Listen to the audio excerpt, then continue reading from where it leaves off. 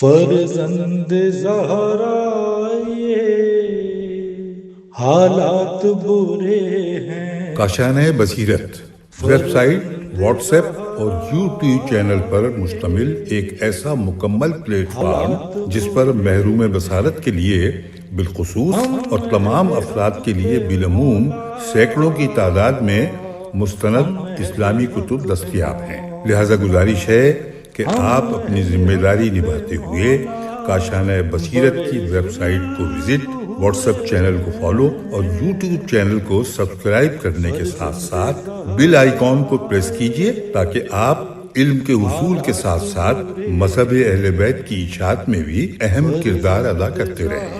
کاشانۂ بصیرت۔ حالات برے ہیں۔ بسم اللہ الرحمن الرحیم۔ السلام علیکم سامعین، امید ہے آپ سب خیریت سے ہوں گے۔ ہم کاشانۂ بصیرت کے پلیٹ فارم سے پڑھ رہے ہیں حکمات مولا علی علیہ السلام۔ آج کی نشست میں حکمت 125 کی شرح و تفسیر جانیں گے ترجمے کے ساتھ۔ آئیے جس کتاب سے ہم پڑھ رہے ہیں اس کا نام میں آپ کو بتاتی چلوں۔ کلام امیر المومنین علی علیہ السلام، شرح نہج البلاغہ، تالیف آیت اللہ العظمی ناصر مکارم شیرازی، ترجمہ زیر نگرانی مولانا سید شہنشاہ حسین نقوی، پیشکش باب العلم دارالتحقیق کراچی، مصباح القرآن ٹرسٹ لاہور پاکستان۔ آئیے سب سے پہلے ہم حکمت 125 کی عربی پڑھتے ہیں۔ وقال علیہ السلام لأنصبن الإسلام نسبة لم ينصبه أحد قبلي ولا ينصبه أحد بعدي إلا بمثل ذلك إن الإسلام هو التسليم والتسليم هو اليقين واليقين هو التصديق والتصديق هو الإقرار والإقرار هو العمل والعمل هو الأداء والأداء هو العمل۔ ترجمہ، امام علیہ السلام نے فرمایا، میں اسلام کی ایسی صحیح تعریف بیان کرتا ہوں جو مجھ سے پہلے کسی نے بیان نہیں کی۔ اسلام سر تسلیم خم کرنا ہے، اور سر تسلیم خم کرنا یقین ہے، اور یقین تصدیق ہے، اور تصدیق اعتراف ہے، اور اعتراف فرض کی بجا آوری ہے، اور فرض کی بجا آوری عمل ہے۔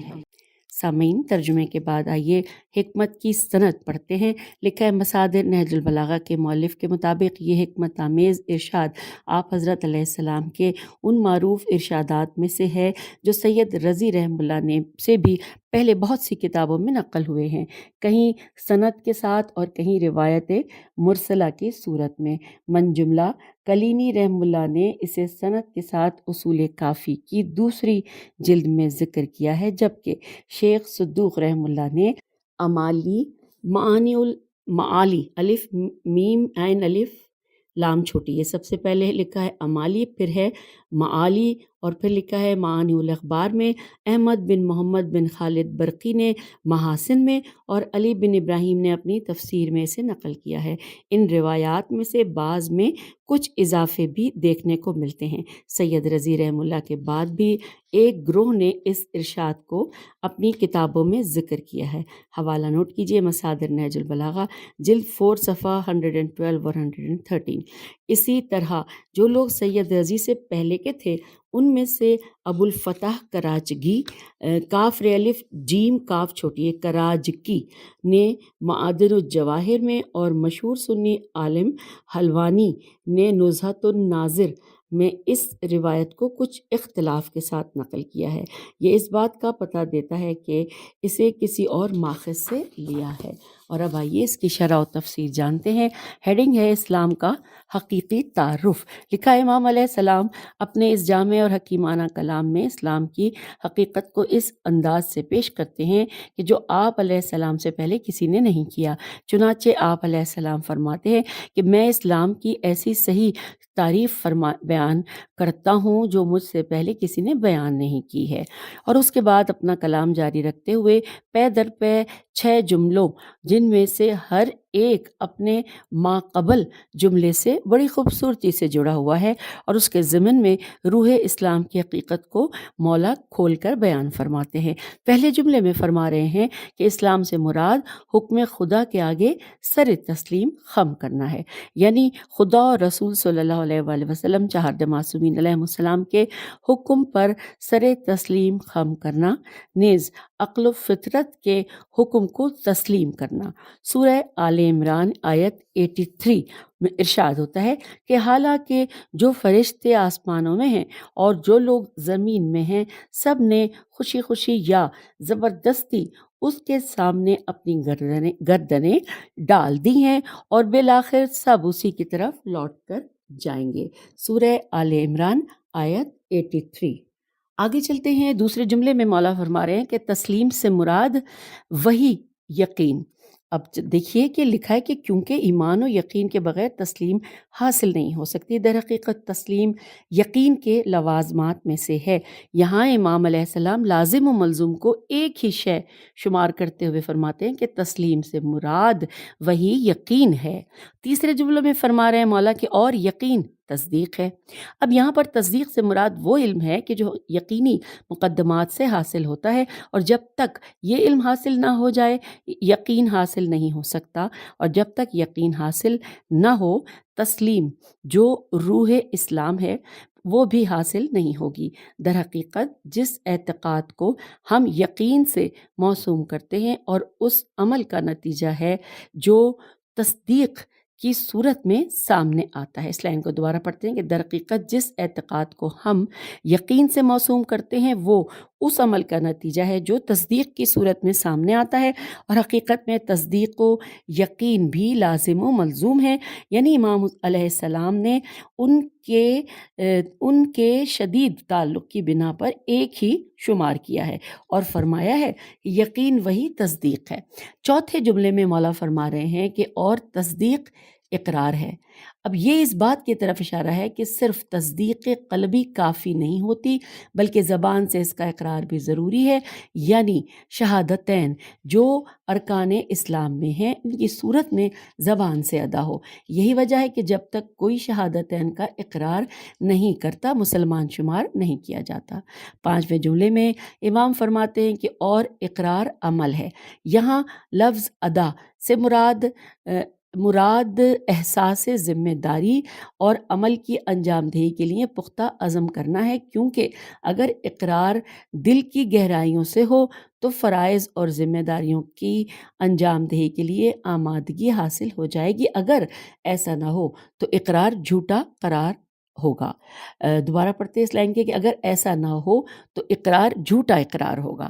پھر چھٹے جملے میں مولا فرما رہے ہیں کہ اور ادا عمل ہے، الف دال الف ادا عمل ہے، کیونکہ جو شخص اپنی ذمہ داریوں کی ادائیگی کے لیے پختہ عزم کرتا ہے وہ فوراً عمل کے میدان میں اترتا ہے، پھر وہ ایسے اعمال صالح انجام دیتا ہے جو اس کے اندرونی احساس ذمہ داری، حقیقی اقرار، تصدیق و یقین اور تسلیم کے مطابق ہوتے ہیں۔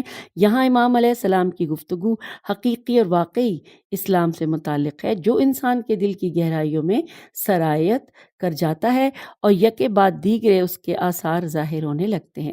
پہلے وہ تسلیم کے مقام پر فائز ہوتا ہے، ایسی تسلیم جو یقین سے جنم لیتی ہے، اور یقین وہ جو تصدیق سے پیدا ہوتی ہے، اور اس کے بعد اس تصدیق سے اقرار جنم لیتا ہے، اور یہ اقرار چونکہ دل کی گہرائیوں سے ہوتا ہے لہٰذا اس کے ہمراہ احکام الہی سے متعلق ذمہ داریوں کا احساس بھی ہوتا ہے، اور پھر اس احساس کے بعد اعمال صالح یک کے بعد دیگرے ظاہر ہونے لگتے ہیں، اور قلب و زبان اور عمل تینوں ہی ہم آہنگ ہوتے ہیں۔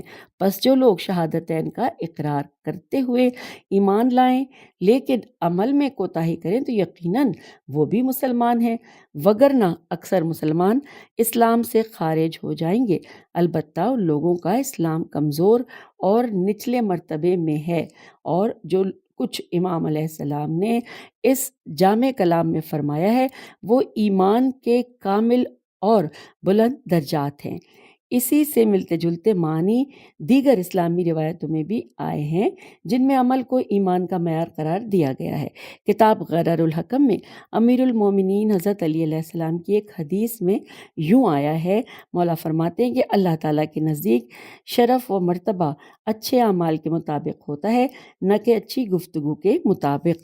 حوالہ کتاب غرر الحکم حصہ 2838۔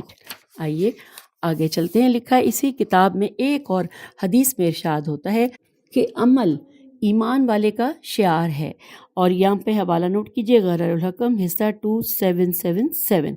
لکھا ہے کہ اس بنا پر انسان کے لیے موت کے بعد اور قیامت کے دن کام آنے والا بہترین ذخیرہ عمل صالح کو قرار دیا گیا ہے، جیسا کہ مالک اشتر رحمہ اللہ کے لیے لکھے گئے معروف عہد نامے میں گزرا کہ آپ علیہ السلام نے مالک اشتر کو خطاب کرتے ہوئے کہا کہ پس تمہارا محبوب ترین ذخیرہ عمل صالح ہونا چاہیے۔